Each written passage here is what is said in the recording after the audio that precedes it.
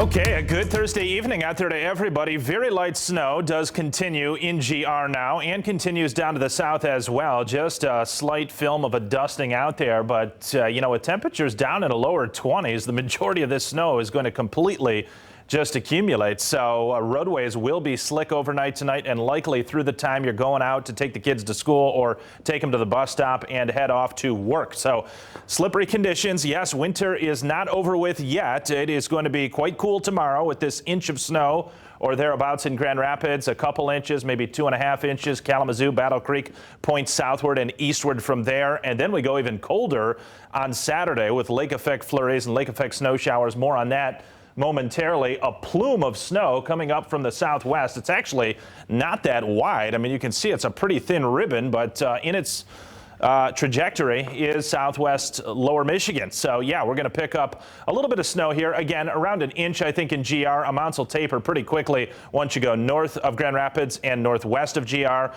But Kalamazoo kind of in this zone where a couple 2.5 inches can get laid down. If you're planning on heading over to the Detroit area tomorrow morning, maybe you've got work to do in that part of lower Michigan. Roadways are going to be slippery, I-96 and I-94. So make sure you're aware of that. Once we get late morning into the afternoon, temperatures rising into the lower 30s. The chemicals or salt or whatever they're throwing on the roads will have a good effect. So we'll just be wet out there at that point. Amounts will be greater, though, the further east that you go. Maybe a couple 2-3 inches in the Lansing area, Jackson. I think once you get to actual Detroit, it is lesser on the order of an inch, inch and a half.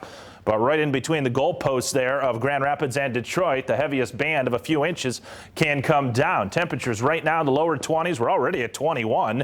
I've got an overnight low projected at 20 in GR, so we're not going to move a whole lot from here on out on these light northwest or north winds at about 5 to as high as 10 miles per hour. I'll get out of the way here, going to the bus stop. Some light snow still ongoing, I think, at 7 o'clock, but winding down around that point. Again, roadways will be slippery, 20 degrees, 28 at midday, 32 for a maximum temperature tomorrow. West-southwest wind at 5 to 15 becomes breezier through the afternoon, 10 to 20, even a gust higher than that at times. And look at this downward spiral to 23 degrees for a daytime high on Saturday. Our average high will be 43, so 20 degrees officially below normal for the first half of the weekend, but we gain a lot of ground during the afternoon on Sunday. I'd mentioned on the earlier shows how little stripe of snow comes in with a warm front. That's warm advection snow. When you get air, warmer air to ride up and over an Arctic air mass at the surface, sometimes you can get that air to rise and cause snow. That'll happen early Sunday morning. An inch or two not out of the equation. It'll melt quickly, though, as we go to 44.